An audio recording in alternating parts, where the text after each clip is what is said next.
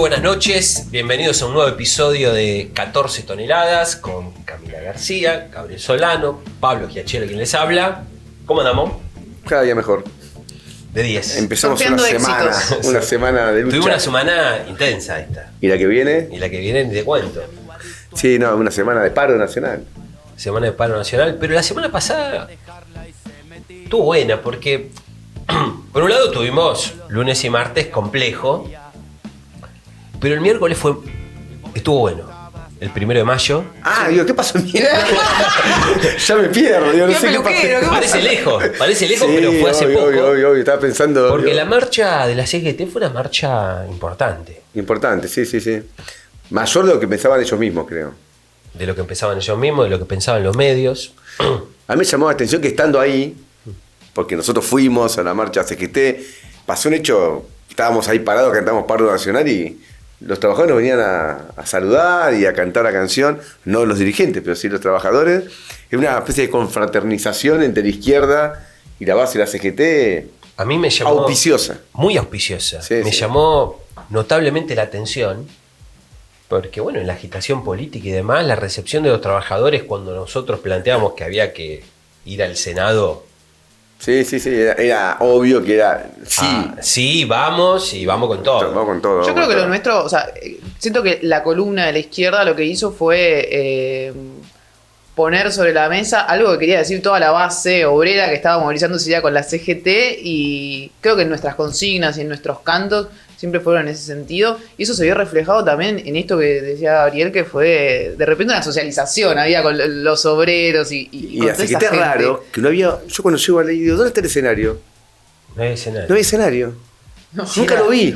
Pero yo veía, vos, está acá, está allá, buscaba el escenario y no había un escenario. Estábamos todos esperando un acto que no fue. Muchos me dijeron, trabajadores, esta marcha tendría que haber sido ayer.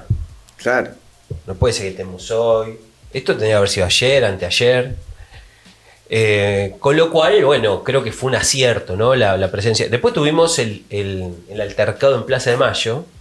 Con una provocación. Sí, Patricia Bullrich. Y Milei enorme. Yo lo dije cuando hicimos el acto final, que siempre provocan, pero en parte la provocación tenía que ver con que no querían que hagamos un acto en la Embajada de Israel. Claro. Los que no saben, la Embajada de Israel queda a 3 cuadras de Plaza de Mayo, ahí cerquita. Entonces la gendarmería no dejaba pasar, ni siquiera por la vereda. El protocolo te permite marchar por la vereda, tampoco por la vereda. No. O sea, por la calle no, por la vereda tampoco. Y un comisario de la policía de la ciudad me lo confesó. Me dijo, acá la orden es que no se puede ir a la Embajada de Israel. Claro. Y bueno, así fue. Y después reprimieron también, eso muy, muy fuerte. Escúchame, tenemos... bueno, hoy vamos a tener un programa lindo, con varios temas, editorial, como siempre, discutiendo un poco qué pasa con el Senado.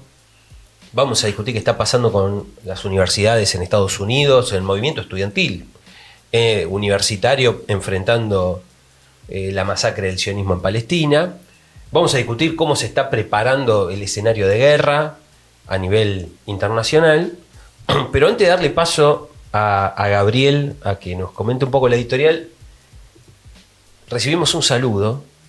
¿Importante? Interesante, bueno. De alguien que está mirando con atención nuestro programa, 14 toneladas. Ay, que sí, 14 toneladas. Que sigue 14 toneladas. A ver si lo tenemos ahí para mostrarlo.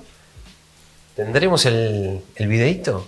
Para que no te sonido, no quitemos la voz. Los sectores de la sociedad, bien, yo voy a estar ahí. Antes mis compañeros están muriendo, yo quiero preguntar. Ayer me pasaron un video. A ver. Ayer me pasaron un video de un chanta de cuarta, como es Gabriel Solano. ¿Dónde está el sindicato? Solano, Gabriel. Sí, ¿qué? ¿Dónde está Moyano? Uy, Pablo Moyano. El primero para hablar de camioneros, Solano, te invito a una asamblea de camioneros, decir, tanto vos para boquear como boquear. Decíselo a los camioneros que piensan los camioneros. Y cuando tenga que salir de él, va a salir, como lo hicimos siempre. Bueno, no le gustó, parece que demasiado el... Bueno. La mecha re corta tiene ¿Seguro que no le Pablito? gustó? Pues capaz que, viste, lo interpreté de una manera demasiado literal, capaz que le gustó un poco. Bueno, si me invita a una asamblea de camionero, va Pablo. Yo tengo dentista, no. Capaz que no puedo llegar. Vamos a la asamblea de camionero, vamos. El otro día, mi impresión, como decía recién Pablo, Cami, es que si nosotros podemos hablar de una asamblea de camioneros, de la UOM, del ESMATA, de Comercio, explicando que hay que luchar contra este gobierno, que hay que estar en la calle, que tenemos que hacer un paro nacional el día que se trate también en el Senado. Para mí se aprueba por unanimidad en una asamblea. Totalmente. Y vi en un videíto de estos, en un momento le preguntan qué va a pasar, me anticipo un poco la historia, pero qué va a pasar en el Senado, y él dice, yo voy a estar, dice Pablo Moyano.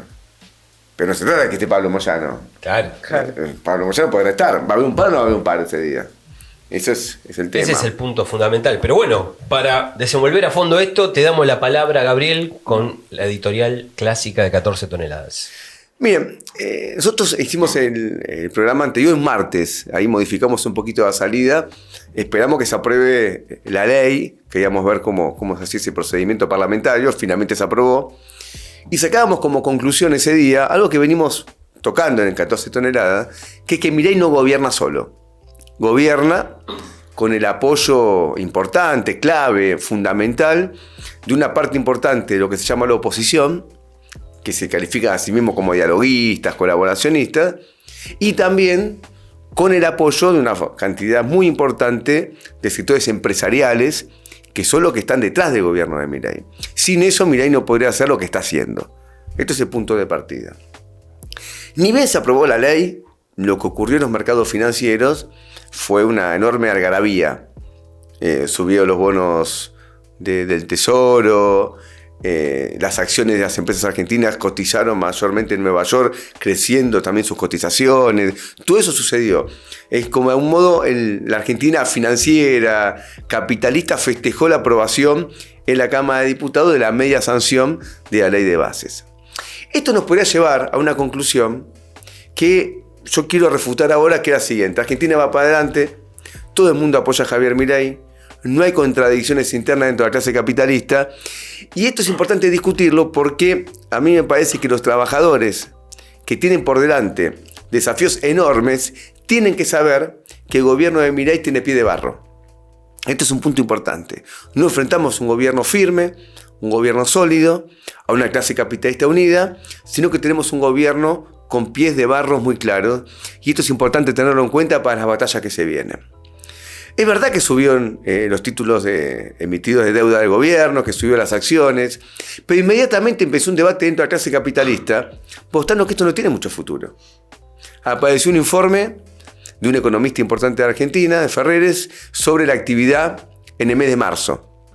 Y la actividad en el mes de marzo cayó un 9,7%.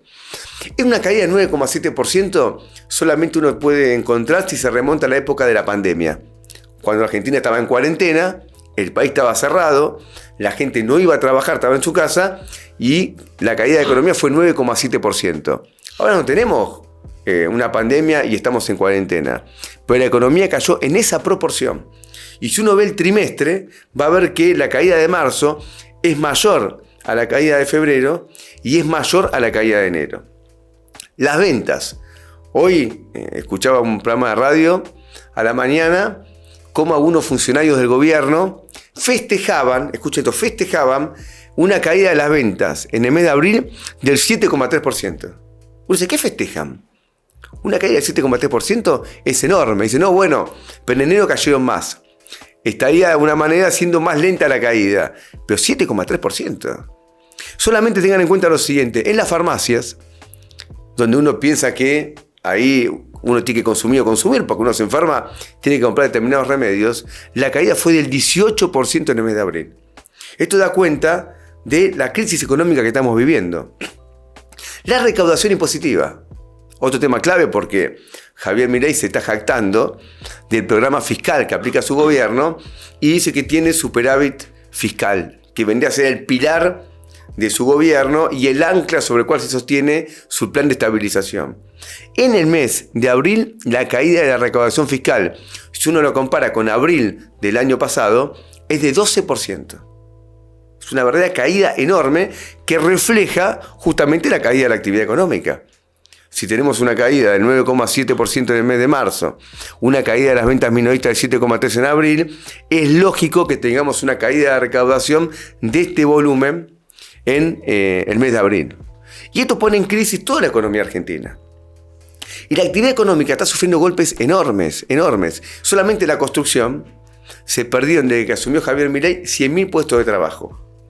Uno dice, ¿es mucho o es poco? Le muestro un dato para que la comparación sea más concreta y ustedes pueden ver la dimensión de la caída. En el año 2001-2002, cuando fue el derrumbe de la economía argentina, quizás de los mayores que se conozcan en la historia, cayó en la industria de la construcción sus puestos de trabajo de 300.000 que existían a 250.000, es decir, un sexto. En la actualidad cayó de 400.000 a 300.000, un cuarto. Cayó mucho más ahora que la crisis del 2001-2002. Esto está pasando ahora. Por lo tanto, y esto quiero ser claro, Argentina vive una crisis económica colosal.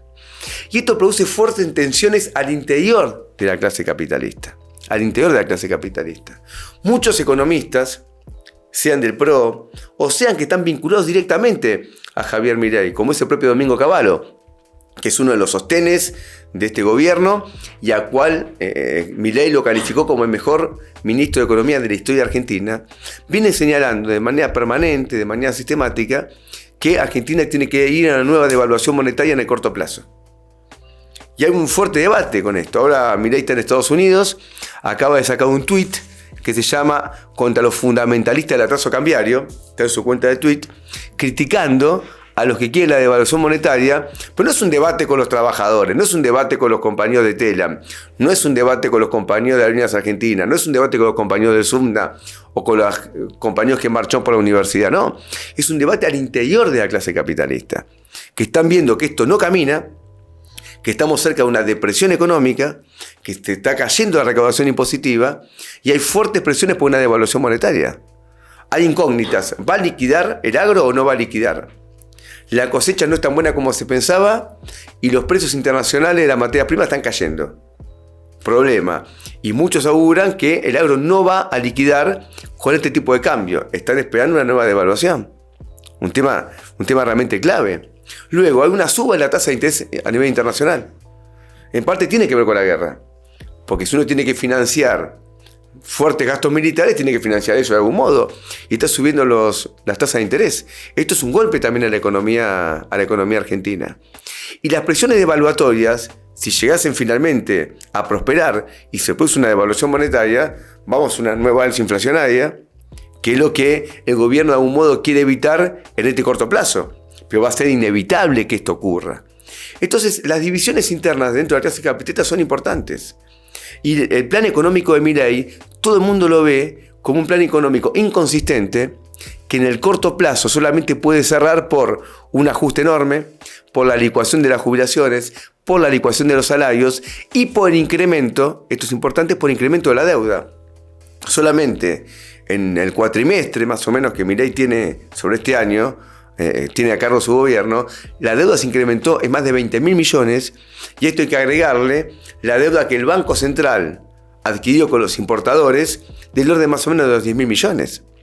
Hoy pasó un hecho que se está discutiendo en los movimientos económicos, en los grupos económicos, que es que el impuesto país acaba de ser, también implementado para las empresas que giran dividendos al exterior. Uno dice, pero es una medida antiempresarial, puesta por Javier Milei. Y lo tiene que hacer porque en abril se cayó la recaudación un 12%. Pero ustedes piensen lo siguiente, un gobierno que la ley Bases tiene como un capítulo fundamental la idea de darle a las grandes inversiones internacionales, mayores a 200 millones de dólares, muchísimas exenciones impositivas, tiene que anunciar inmediatamente, en el medio del tratamiento parlamentario, ponerle el impuesto país a quienes giren dividendos al exterior. Esto habla de una inconsistencia conceptual y de una crisis económica de fondo. Este gobierno, tal como está, no tiene futuro. Si todavía se sostiene por la colaboración de los sectores opositores y es porque los trabajadores no están desplegando toda su iniciativa para poder derrotar este plan de ajuste. ¿Qué le dice el gobierno a los empresarios? Bueno, es verdad, tenemos esto, tenemos aquello, pero estamos licuando el salario, estamos reduciendo la cantidad de empleados públicos aplicando despidos, vamos a un crecimiento de la desocupación, lo cual siempre actúa como una especie de disciplinamiento social, porque cuando hay más desocupación se produce una competencia entre los trabajadores, permitiendo que un trabajador finalmente admita peores condiciones de trabajo, peores salarios, en eso finalmente apunta también la desocupación, y a la aplicación de la reforma laboral, que es un punto clave, fundamental que existe dentro de esta ley bases. En este tuit que ahora está mandando Javier Milei contra los fundamentalistas de atraso cambiario, ¿qué dice él? Él dice, es verdad, no estamos devaluando, pero yo quiero compensar la falta de devaluación con transformaciones estructurales que nos den competitividad. ¿Cuál sería la principal modificación estructural? La reforma laboral.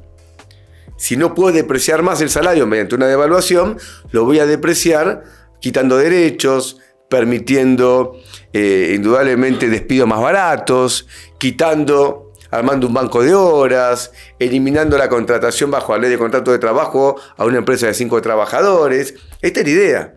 Vamos a ese tipo de reforma estructural que, al menos transitoriamente, le permite a la clase capitalista evitar una nueva devaluación. Lo más probable, sin embargo, es que ocurran las dos cosas con Javier Milei. Que ocurra la reforma laboral y que luego venga una nueva devaluación que pulverice aún más los salarios y lleve nuevamente los precios para arriba. Y le dé al capital agrario este incentivo para lo que está reclamando, que se liquide la cosecha en el corto plazo. Entonces acá nos presenta, para nosotros como conclusión fundamental, que el adversario estratégico del gobierno no son estos sectores capitalistas, que están negociando al interior del gobierno, con la UIA, con con el otro, incentivos, reformas laborales, determinados regímenes de promoción industrial, incentivos financieros, todo eso se está discutiendo. Pero la única clase social que no negocia con el gobierno, porque el gobierno no le tira nada, ni se lo va a tirar, porque es un amigo estratégico de la clase obrera.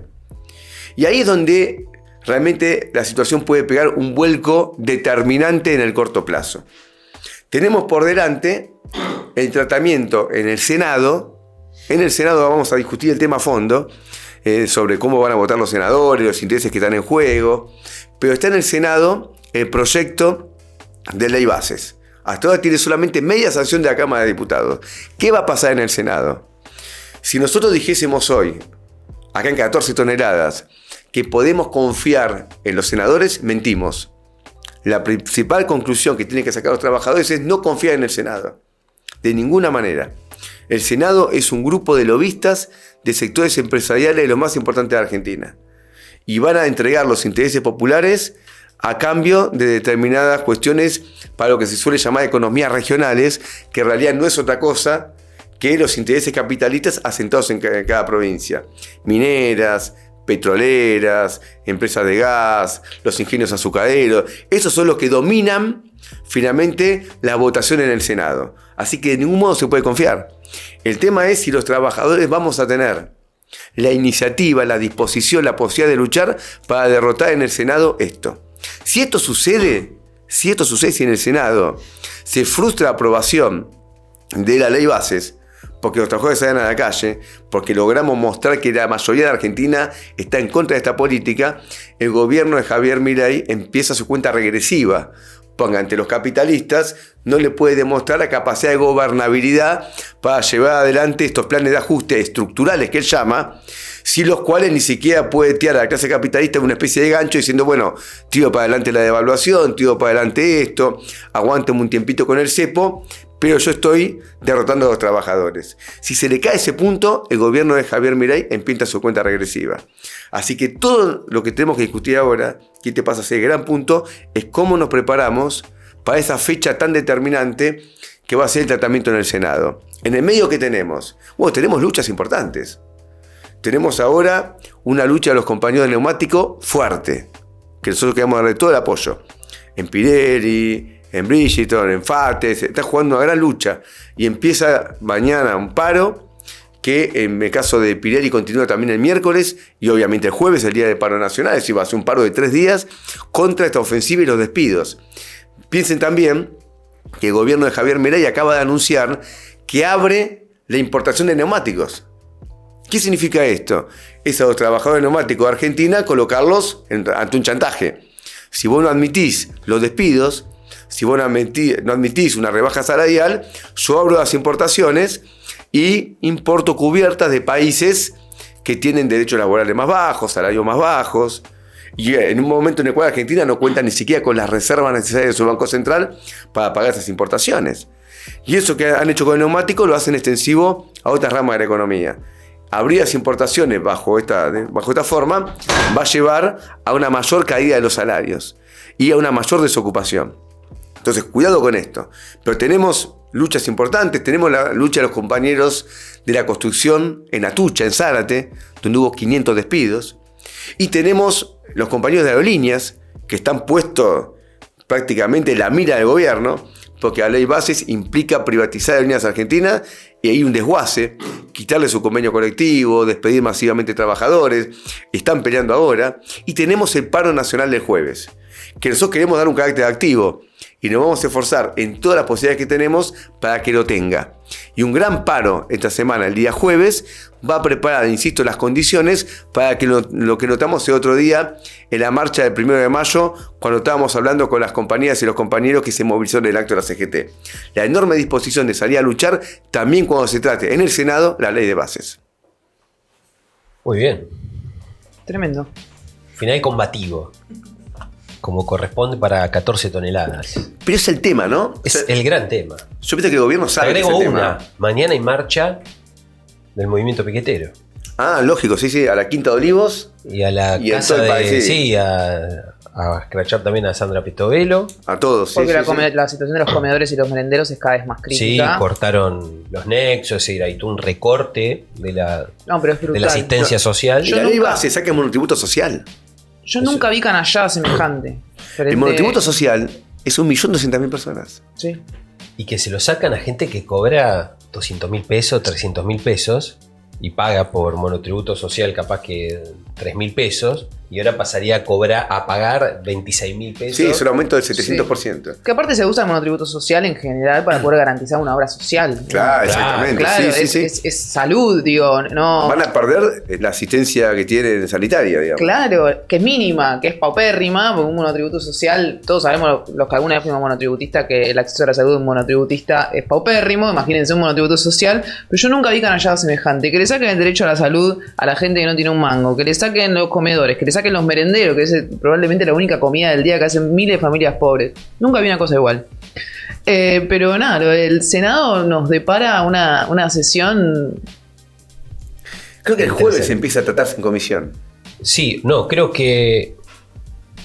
O mañana. No me- bueno, no, ahí... Parece que juega el día del paro. El día del Los paro tipos se no empieza laburan a- nunca, pero laburan cuando hay un paro. Pero Hay que antes ser de carnero. meternos con lo del Senado, algo sobre lo que vos todo lo que mencionaste sobre la crisis económica, que hay un punto que me parece importante rescatarlo.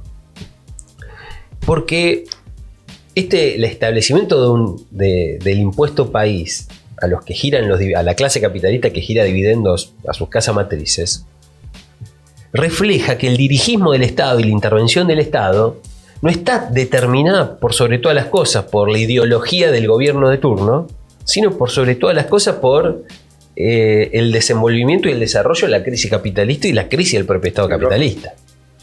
Porque después vos tenés que, frente a grandes crisis, el gobierno de Bush en Estados Unidos estatizó, entre comillas, los grandes bancos en 2008. Para que no vayan a la quiebra. Claro, para que no vaya a la quiebra. Hay un rescate, una intervención del Estado en función de un rescate capitalista. Y ahora le mete la mano a un sector de clase capitalista en función del rescate del Estado capitalista como garante general de los intereses de la clase capitalista. Bueno, Aparte, vos pero- fíjate que, una cosa, el tipo estaban probando este tema de grandes inversiones. Entonces, o vale una cosa o vale la otra. Claro. Te demuestra que no es consistente. Claro. Y yo quiero marcarlo porque frente a un gobierno que parece que te hace todo, te pasa por arriba, las inconsistencias del gobierno, esto rápidamente se va a revelar en la realidad. Nosotros hemos visto cuántas veces el gobierno que parecía que se llevaban todo por delante y a los meses se fueron a pique. Bueno, el gobierno de Macri. Es decir, ganó las elecciones de medio término Y en y unos en meses diciembre después se acabó el gobierno de aparecieron las Macri. 14 Bueno, toneladas. pero ustedes se acuerdan que esto ya se veía venir, incluso antes de que este tipo gobierne, porque cuando fue la quiebra del Silicon Valley, no sé si se acuerdan, fue Ramiro Marra el que salió a decir que estaba perfecto que el Estado rescatara a los bancos. Exactamente, ¿Ustedes se exactamente. acuerdan? Entonces, Sí, sí. las inconsistencias teóricas frente al rol del Estado en plena crisis capitalista ya eran sabidas que, al menos desde lo teórico, estaban medio flojo. Ahora se ve en la práctica que claramente no tiene razón de ser. El capital agrario está presionando. Vi que hubo un tractorazo en Chaco. Porque los grupos ojeros periféricos tienen una renta más baja, ¿no? Entonces, están reclamando una devaluación. O, en su defecto, bájame las retenciones. Pero si el gobierno baja las retenciones, si acaba de tener en abril 12 puntos de caída de recaudación fiscal, se va el carajo el déficit cero. Se le va. Y si devalúa, se pudre por otro lado. Claro. En buena medida, el crecimiento de la deuda tuvo que ver con la devaluación. Porque todos los títulos que están indexados al tipo de cambio, a la inflación, crecieron. Entonces, es una cosa muy inconsistente que el gobierno está buscando evitar un debate de esto, pero hemos escuchado hoy un reportaje de La Spina, que es el economista de Patricia Burrich, está en el diario La Nación, no es que lo recomiendo, pueden verlo, no.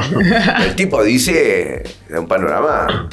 Y todos los economistas que estaban con el propio gobierno, Carlos Rodríguez, Domingo Cavallo, todos están advirtiendo que Argentina entra en una depresión económica, y esas depresiones económicas son como los círculos viciosos.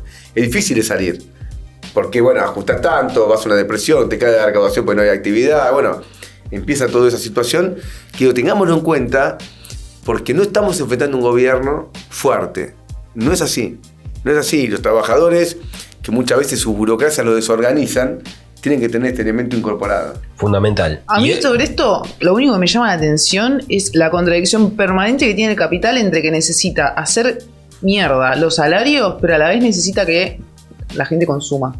Entonces, esa pelea está presente de manera permanente en la economía constante, no importa el programa. Bueno, vamos a discutir la caída de la tasa de ganancia. Por favor, te lo pido. La tendencia decreciente de la caída de la tasa de ganancia. Sí. Bueno, que está en el temita que da inicio a este programa, plusvadicción, que increíblemente los compañeros de la mano de Filippi meten la caída de la tasa de ganancia entre las frases de un tema que es un temazo de las manos. ¿Qué pasa, Pablo, en el Senado? ¿Qué pasa en el Senado? Mira, tenemos data. Hay data de adentro. Hay un punto que vale resaltar, que nosotros no tenemos confianza en el Senado, tampoco en diputados, pero por lo menos en diputados tenemos los diputados del Frente de Izquierda, Romina del Playa, todos los diputados del Frente de Izquierda que por lo menos denuncian y cuestionan las porquerías que se votan adentro. En el caso del Senado no es así. No hay senadores del Frente de Izquierda. Y más o menos los números que se manejan, lo que uno ve en los diarios, en principio tenemos que, por ejemplo, el bloque del kirchnerismo-peronismo, donde está Mayans, son 72. 72. Vamos a ver, 72 son los senadores. Son 72 senadores. El bloque del kirchnerismo-peronismo dice Mayans que en principio los 33 de ese bloque votarían en contra de la ley bases. ¿Le comprarías un auto usado a Mayans? No. Tampoco. Punto importante. Luego tendríamos el bloque duro que votaría a favor, que ahí tenemos los 7 diputados de la Libertad Avanza, los 6 diputados del PRO. Hay 13, perdón, diputados no, senadores. Hay 13 senadores de la UCR, hay 11 que estarían claros que votarían a favor, y hay 2 que al parecer están ahí en la nebulosa de que no se sabe para dónde van, donde está Lustó y Blanco. Claro, pero los diputados de Lustó en la Cámara de Diputados, o sea, votaron a favor. Votaron a favor, claro. Lo cual ya no es un buen anticipo. No es un buen augurio. Claro. Lustó. Ahora, claro, si uno ve lo que pasó, por ejemplo, con el DNU fue rechazado en el Senado. Sí. Y nunca llegó a diputados porque muchas de las fuerzas, que incluso algunas que votaron en contra y demás, nunca quisieron tratarlo en el Senado. Entre ellos, por ejemplo, la coalición cívica, que dice, por ejemplo, la coalición cívica decía en el Senado que estaba en contra de la delegación de poderes a Milei, pero nunca quiso que se trate en diputados el rechazo al DNU, que es la principal delegación de poderes a un gobierno. Entonces, ¿quiénes tenemos ahí medio? ¿Quién más tenemos definido? Tenemos definido junto a la senadora Silva de Juntos Somos Río Negro. ¿Vota a favor? Vota a favor de Beretilnec. Al bloque por la justicia social de Ávila, que es de el oficialismo tucumano. Sí. Jalil. Tiene un sentido. Jalil fue quien traicionó y se alineó claramente con el gobierno. A cambio federal, que ahí tenemos recuerdan, el ex gobernador de Salta, Romero, y la diputada Cristina, no Cristina, Cristina de apellido, que también votarían a favor. Estaría Unidad Federal, Vigo, y algunos piensan que sí, otros, depende de los diarios que uno lea, que Crexel, que está alineada con el gobernador de Neuquén, Figueroa, también votaría a favor. Más o menos ahí estarían sumando 30 quienes estarían a favor contra 33 en contra. Y tenemos ahí en una nube... Entonces te quedan 9. Quedan 9. Y tenemos 9 ahí que estarían... Que hay que ver que, escuchando ofertas. Escuchando ofertas. Justiniano da la cuenta. Convenceme, Pablo. Tenemos, por ejemplo, Unidad Federal, que ahí está Espínola y Cuader, de Corrientes, y otro de Entre Ríos, que estos son de origen kirchnerista, pero que juegan por la suya, armaron su propio bloque y están ahí, son peronistas y están ahí. En este terreno de la nebulosa, que son los que van a definir el fin de la balanza, tenemos también a Cambio Federal, de Chubut, el Frente Renovador de la Concordia Social, que es un sector que proveniente del radicalismo. Qué raro que son los nombres del Senado, ¿no? Sí. Mal. Yo ya me hice un Que lío, son, chicos. en general, están alineados con Pasalacqua, que Claro. el gobernador de Corrientes, de Misiones, y esos dos senadores, si el gobernador está alineado con Milei, Estuvo Franco, estuvo en Misiones y se reunió con el que manda en Misiones, que es Rovira, claro. que es el que pone a los gobernadores hace 25 años o 30 años, y creo que se comprometió a que iban a acompañar, estaban esperando gestos. Estaban esperando los gestos. Franco fue a visitar a varios. Después tenemos Sí, sí. a los dos de la UCR y a dos de Alianza por Santa Cruz. Entonces estos son el sector intermedio. Los de Ávila. Sí, no estoy convencido si estos están con Ávila o no, Alianza por Santa Cruz, pero los de Ávila en diputados votaron a favor. Yo creo que en Santa Cruz son 3. Uno es Alicia Kirchner. Ah, claro. Y los Y otros son los los de de Ávila. Ávila. Sí. Entonces, lo de Ávila todo indicaría, ojo, de origen petrolero, sindicalista, de origen petrolero, pero que está en la porquería en esta movida. Tenemos, por ejemplo, que los diputados de Sáenz, Innovación Federal, Salta. de Salta, los diputados, que es un aliado de Massa, en diputados votaron a favor. Es decir, que uno de los diputados del masismo, de Sáenz, de Salta, en diputados votaron a favor de la ley base. Son cosas a tener en cuenta porque incluso dentro de Unión por la Patria, en principio dicen que votan en contra, pero si mañana empiezan a ajustar los zapatos y empiezan los aprietes, no nos extrañaría que tal o cual se dé vuelta en función de que pueda salir la ley. De hecho, escuché cosas ridículas. Por ejemplo, que votarían en contra en general y a favor en particular. No, eso es una estupidez. Lógico, porque vos para poder votar en particular alguna cosa tiene que aprobarse antes. Claro. Si se rechaza en general, No podés votar en particular. ya no se trata en particular. Lo cual te demuestra que el rechazo es muy, muy inconsistente y agarrado con alfileres.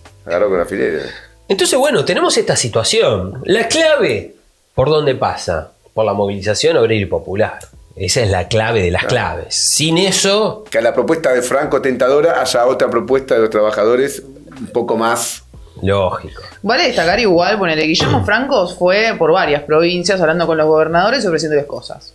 Por ejemplo, en un contexto donde la obra pública está total y absolutamente paralizada, fue a Tucumán a decirle al gobernador de Tucumán, bueno, mira, si nosotros recibimos tu apoyo, el tuyo y el de tus senadores, nosotros vamos a poner guita para obra pública dentro de tu provincia.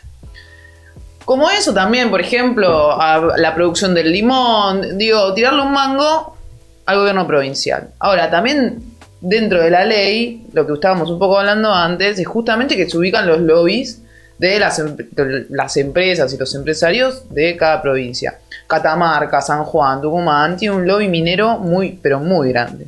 Entonces, por ejemplo, son provincias que ya dijeron que votarían a favor de la ley porque incluye el RIGI, que es este régimen impositivo que justamente beneficia a las inversiones mayores a 200 mil millones de dólares. 200 millones de dólares. 200 millones de dólares. Es mucha guita 200 millones de Es dólares. mucha guita. Es mucha Digo, guita. Los que están viendo saben que no tienen un mago en el bolsillo, pero es mucha guita al punto que la UIA protestó porque la mayoría de las inversiones de los que están dentro de la UIA No llega a eso. no llegan a 200 millones. Y por lo tanto no se Claro. benefician de este Digo, RIGI. para que ustedes vean, lo de la UIA dicen, che, nosotros no entramos, no tenemos tanta guita. Claro, son las multinacionales las que vienen. Claro. Ahora, esas multinacionales, por ejemplo, estaban interesadas en el litio de Catamarca, que es una gran fuente de litio, una de las provincias Sí, con más sí, sí, litio sí. del mundo. Lo mismo sucede en San Juan, sucede en Tucumán. Es un régimen impositivo, que lo que otorga son beneficios cambiarios, fiscales, aduaneros, etc. Ahora, eso también se va a poner en contra, por ejemplo, de los capitalistas locales, que son los que dicen, bueno, pero entonces no hay forma de competir, hay una desigualdad. Eso va a poner en jaque también a otros gobernadores, que son los que tienen... O se asocian, ¿eh? O se asocian, también Porque, es probable. Entonces, todos esos intereses en el sur, las petroleras, por ejemplo, los gobernadores estarían en contra del impuesto a las ganancias, justamente Claro, porque... votarían en general, pero votarían en contra porque la ley de base le otorga beneficios extraordinarios a los grandes monopolios petroleros. Lo describimos la otra vuelta, ¿no? Sí, sí, Permite la exportación, que se produzca un nuevo saqueo energético de la, Sí, de la los Argentina. incentiva de asegurar el suministro interno. Claro. Una cosa terrible. Y la liberación completa de precios, es decir, que todo se rija directamente por el mercado internacional. Ahora, claro, los gobernadores patagónicos tienen el problema, porque recordemos que, ¿cómo se llama el de Chubut? Sí, no me acuerdo. Ay, bueno, ya me va a venir. Que parecía Chacho Peñalosa a fines de febrero, liderando Torres. Ahí está, sí, nos chiflan acá. Torres, de Juntos por el Cambio. Un derechista repodrido, pero que a fines de febrero había entrado en colisión con el gobierno nacional y se hacía el combativo, una asamblea con obreros petroleros diciendo que iban a revolucionar la provincia, iban a cerrar la llave. Claro, ahora está apoyando la ley. ¿Por qué? Por los beneficios que le dieron a los grupos, a los grandes monopolios petroleros. Pero dice, bueno, no me puedo quemar tanto, entonces estamos a favor de la ley, pero en el punto del impuesto a la ganancia, del mínimo no imponible, reclamamos que se eleve un poquito el mínimo no imponible. ¿Y eso qué llevaría? Que vuelva la ley a diputados. Pero de conjunto se aprobaría y se trataría ese. Claro, Las modificaciones. es también salvar. Lógico. Aparte hay que ver si rechazan ese punto o modifican el piso. O modifican la actualización. Claro. O sea, son cosas Menores, relativamente menores. para Las malas salvar. lenguas dicen que lo más probable es que haya modificaciones en Senado y que tenga que volver a diputados. Ese es como lo que más yo escucho de lo que podría llegar a pasar. Lo cual es grave. Sí, pero yo creo que nosotros tenemos que pensar lo siguiente. Si mañana, por ejemplo, como hay una lucha y se exceptúa el impuesto a las ganancias, al salario está perfecto, pero no puede ser lo que use la burocracia sindical o los gobernadores patagónicos para decirle, bueno, que pase la ley. Claro. Porque si pasa la ley, mañana el trabajador va a estar despedido, no va a cobrar ni su salario, ni por tanto no va a pagar impuesto a la ganancia, pues se quedó desocupado. Es decir, no puede ser una cosa de tratar a la clase obrera argentina en fetas. A quien paga el impuesto a la ganancia le subimos un poquito, que finalmente es una minoría en el universo general de los trabajadores de Argentina. Sí. Es una minoría, no hay tantos trabajadores que estén ganando... Un palo arriba, 500. Sí, un palo Sí, más, 500. palo Un palo 500 neto. Claro, por eso. Es un 800 bruto para el soltero o 2.200.000, que hoy son cifras de todas maneras bajas para una familia, para que Sí, pague el nada. impuesto a las ganancias, ni que hablar. Pero tenemos que rechazar ese tipo de componenda que mañana digamos, bueno, conseguimos todo esto. Entonces la ley ahora es buena, ¿no? La ley es mala con el impuesto o sin el impuesto. Claro.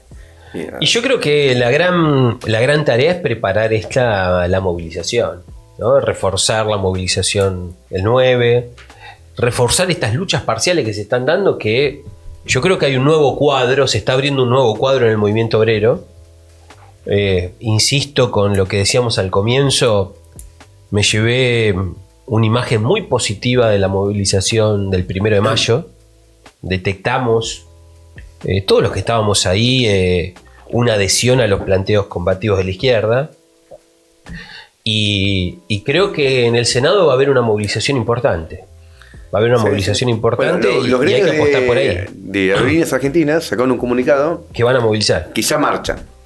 Pero es lógico, porque vos no podés no marchar cuando un punto crucial de la ley es que se privatiza Aerolíneas Argentinas. Eso implica obligadamente miles y miles y miles de despidos, la pérdida del convenio colectivo de trabajo. Ya los perdió la low cost, no tiene convenio de aerolíneas. Claro. Entonces, y eso se va a ir sumando. Yo creo que va a ir armándose un movimiento como pasó en diciembre con Macri del 2017. El tipo pensaba que tenía todos los números y al final no los tenía. Y los senadores que se corrompen tan fácilmente, si tienen la presión de la calle, una presión legítima, porque también la lucha es obviamente muy legítima, lo van a pensar 2 veces. Entonces es una pelea que aún está completamente abierta. O sea, la movilización podría inclinar la balanza para que esto no salga. Yo pienso que es así, no hay la menor duda. Aparte, el gobierno es un gobierno con divisiones internas, con un plan económico inconsistente, con una gobernabilidad, yo qué sé, por lo menos con un enorme signo de interrogación, porque es él, la hermana y el perro Conan. ¿Entendés? Si los trabajadores muestran esto, y bueno, ese gran tema del momento, ese gran debate, ¿cuánto aguanta esto? Así que tenemos que salir con todo. Vamos con todo y bueno, vamos a estar... Vamos parte. Este jueves... Al paro nacional. Paro nacional. Garantizar y que se trata en el activo. Senado una gran movilización. Totalmente. Sí. Bueno, paramos acá con esto. Tenemos Paramos una agenda el de paro. lucha. Tenemos una agenda de lucha. Y bueno, y pasamos al punto de qué está pasando en las universidades. Cami, vos preparaste algo. ¿Ustedes se piensan que los únicos que luchamos somos los argentinos? No, De verdad. no. Aparte me encanta porque venimos de una gran marcha educativa y uno dice, bueno, pará, no somos los únicos, ¿no? Los estudiantes de Estados Unidos, y ahora esto también está recorriendo países como México, países de Europa, etcétera. Están hoy por hoy luchando porque las universidades dejen de financiar, poner su plata, invertir su plata en empresas que defiendan lo que está haciendo el genocidio que está llevando adelante Israel en Gaza contra los palestinos.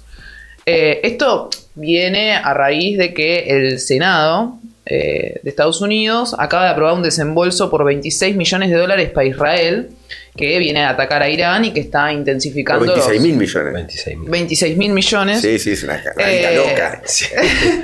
¿Sabes que tengo un problema con los 1.000 millones, los millones? Pero por una cuestión de que es mucha plata que nunca voy a ver en mi vida, de nadie. Bueno, o sea, $2, ¿no? Como que siga así en la jubilación, voy a ver. Pero bueno, no importa, nada. Lo que está sucediendo es que Israel está intensificando los bombardeos sobre el Líbano, está cada vez acorralando más a los palestinos contra Egipto, viene a atacar Irán y se prepara para invadir Rafah, creo que se pronuncia así, en Gaza. Entonces los estudiantes empezaron a llevar adelante ocupaciones de universidades, asambleas, en una lucha justamente porque los fondos de las universidades dejen de destinarse a este genocidio. El movimiento es conocido como BDS, que se llama Boicot, Desinversión y Sanciones contra las corporaciones que apoyan a Israel.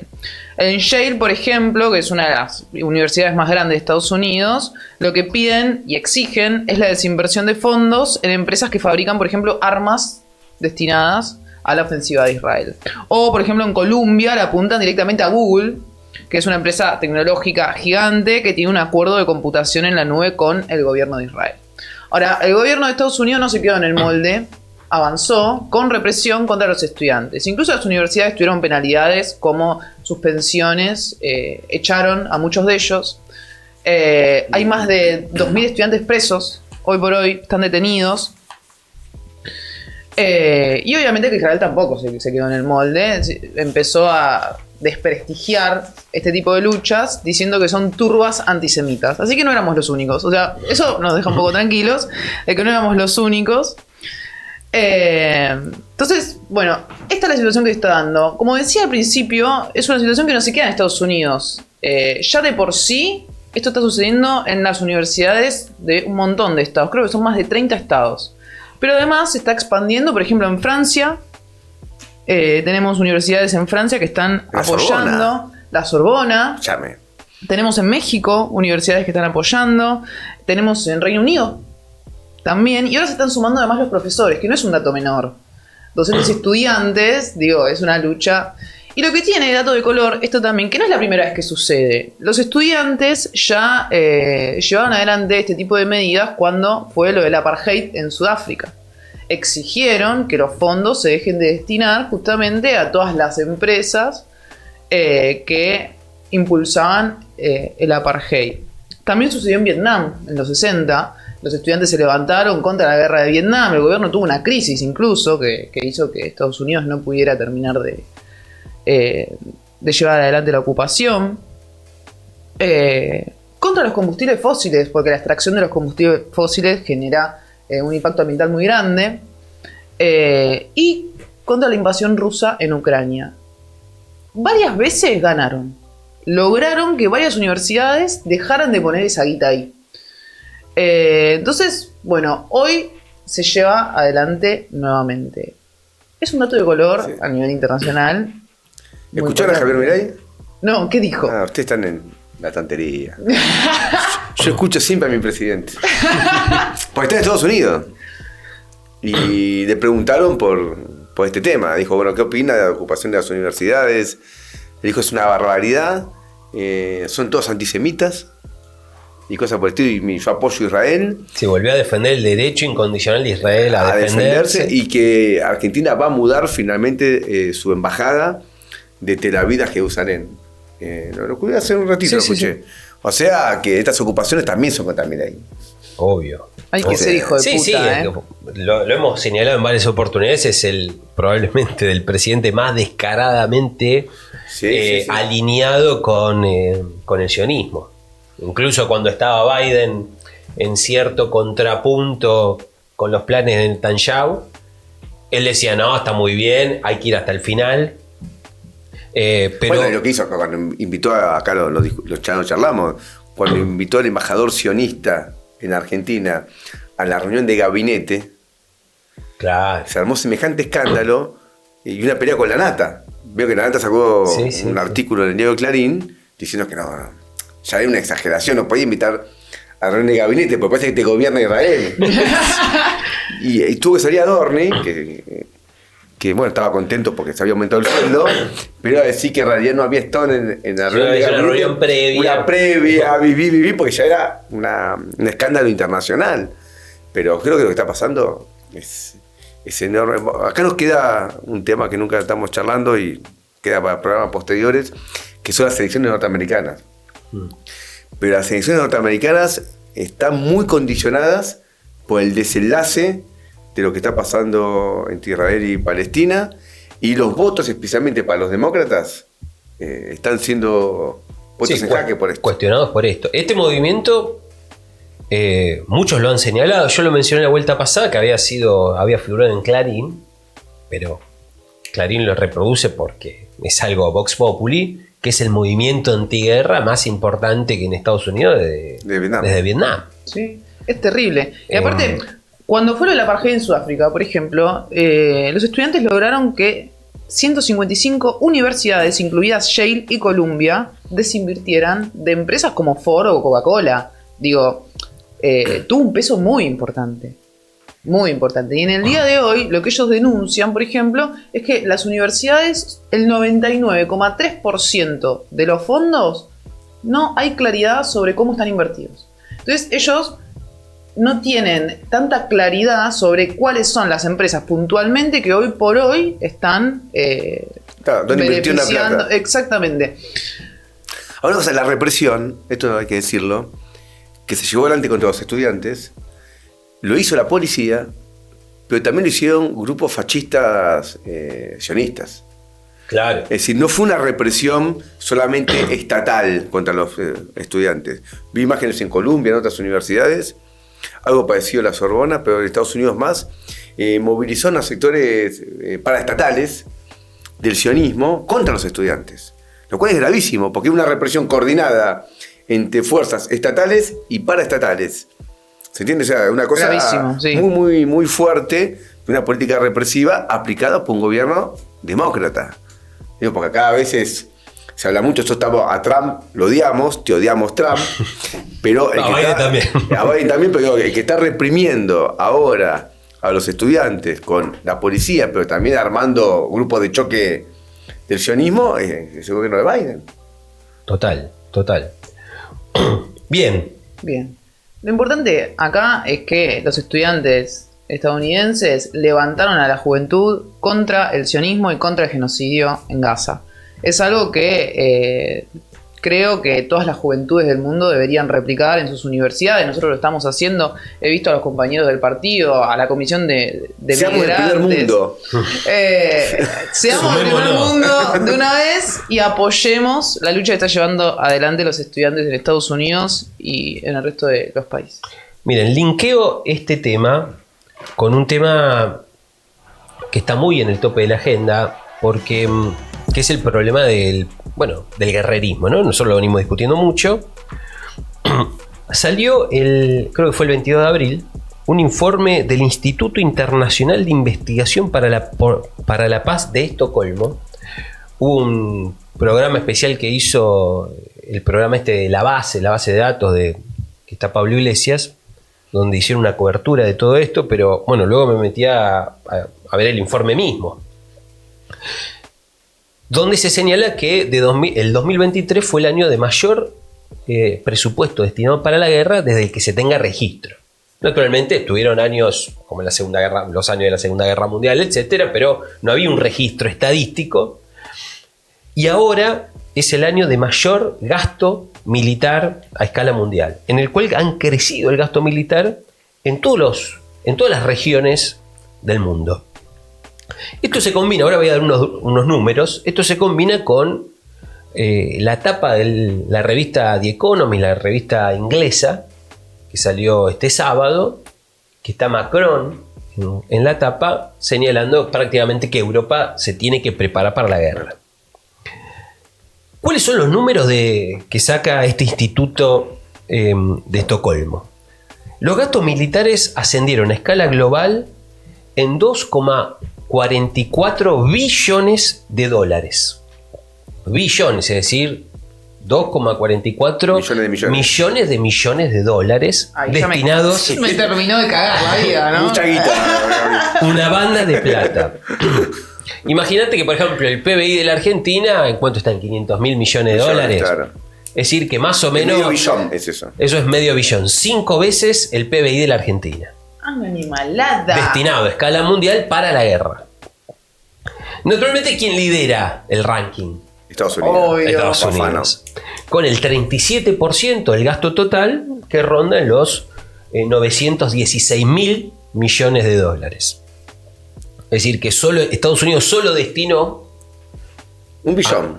casi un billón, solo Estados Unidos destinó a armamento, gasto bélico, el doble del PBI de la Argentina. ¿Quién le sigue? Le siguen el segundo y el tercer lugar China y Rusia, pero muy por debajo. Muy por debajo. En el caso de China, con el 12% del gasto total, casi 300 mil millones de dólares. Y en el caso de Rusia, con el 4% del gasto total, prácticamente de 100 mil millones de dólares. Ahora, hay que anotar lo que gasta la OTAN, porque nosotros tenemos yo dije solo Estados Unidos, pero Estados Unidos y sus aliados militares, que representan, que son 31 países, el gasto total militar de la OTAN representa el 55% de todo el gasto militar de todo el globo. Como ustedes ven, el gasto de la OTAN está muy por encima, por ejemplo, de lo que gasta el 55% de la OTAN, está muy por encima del 12% de China o del 4% de Rusia.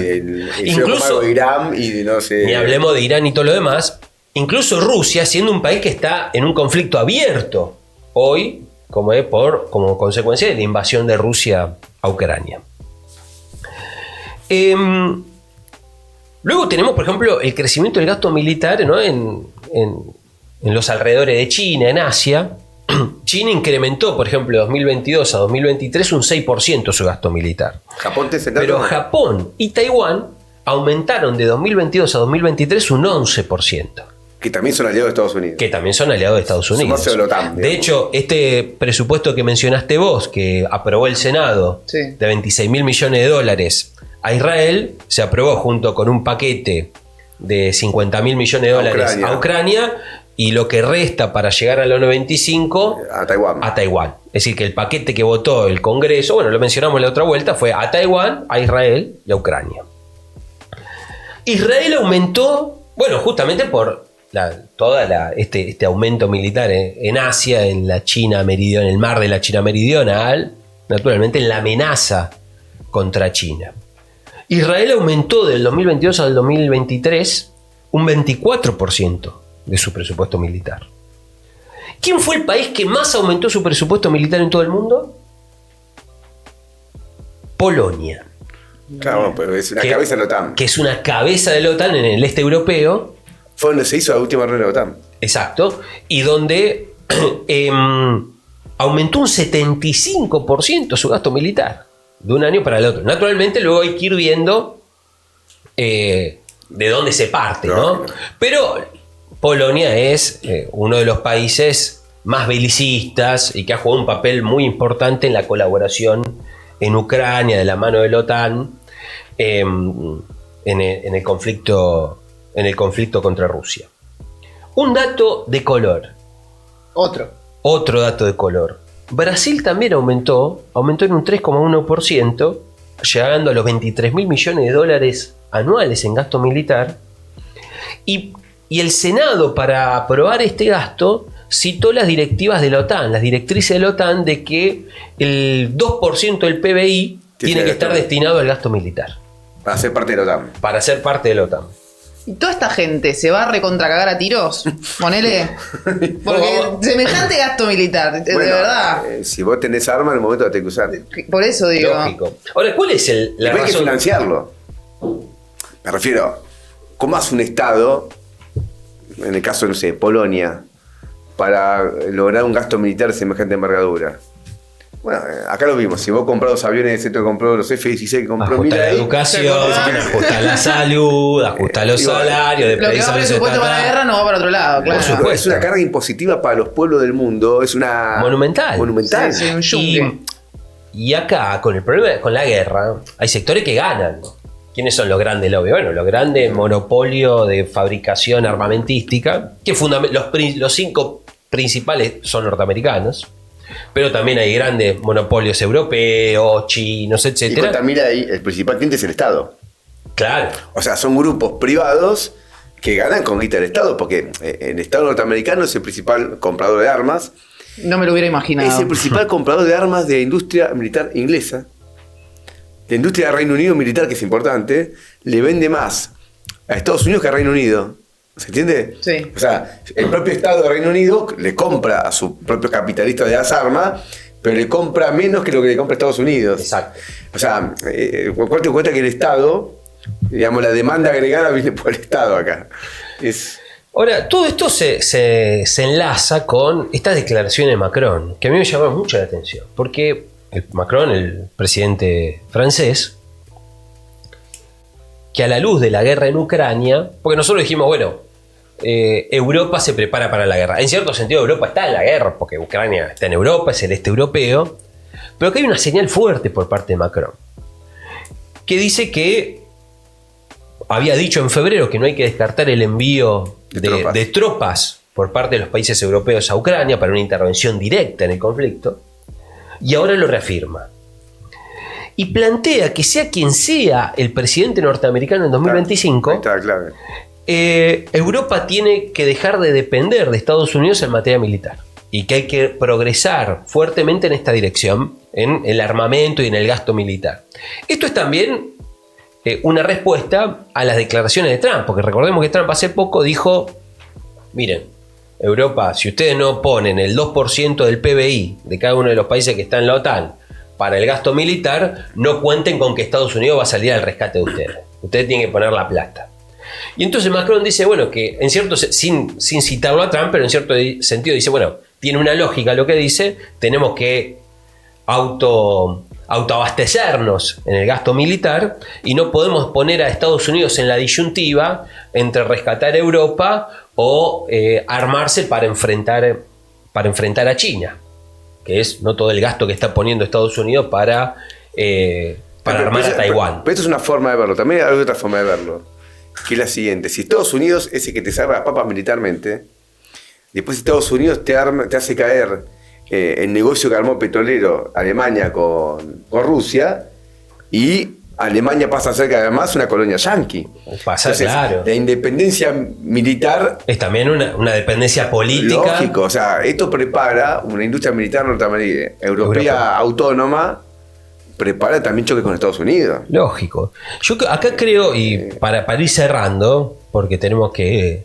otorgar el premio, no nos podemos ir sin otorgar nuestro premio, nuestras 14 toneladas, que siempre nosotros tenemos que partir para un ordenamiento de una caracterización internacional, que en gran medida lo que ordena una situación internacional es la tentativa del imperialismo, en primer lugar del norteamericano, pero también vale para el europeo, de proceder a una colonización económica, financiera de Rusia, de China. Eso es lo que ordena.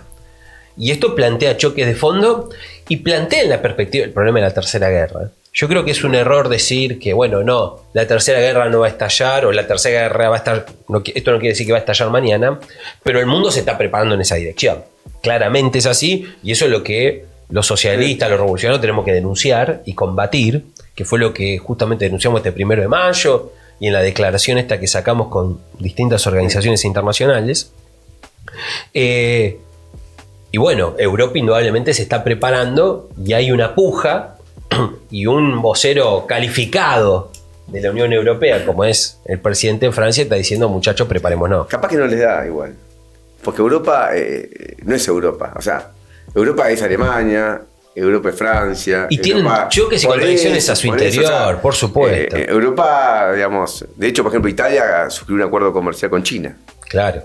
O sea, que vos tenés ahí choques internos, porque Europa no ha logrado ser una unidad económica, política, o quizá un poquito más, pero económica no lo es, y eso dificulta mucho una estructura militar unificada. La guerra que hubo fue una guerra a interior de Europa. Claro. Así que eso no sabemos cómo va a ser, pero...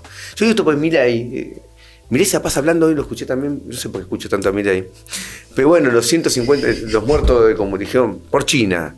Sí, los 150 millones de muertos asesinados por el comunismo. Los comunistas matados. Y cuando te puedes saber los muertos... Los muertos, sí. Escucha, la Primera Guerra Mundial son muertos de quién? De capitalismo. Claro. La Segunda Guerra Mundial son muertos de quién? De capitalismo.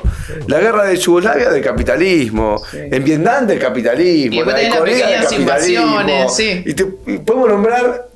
Y se desenchufa todo el comunismo. Son todas guerras.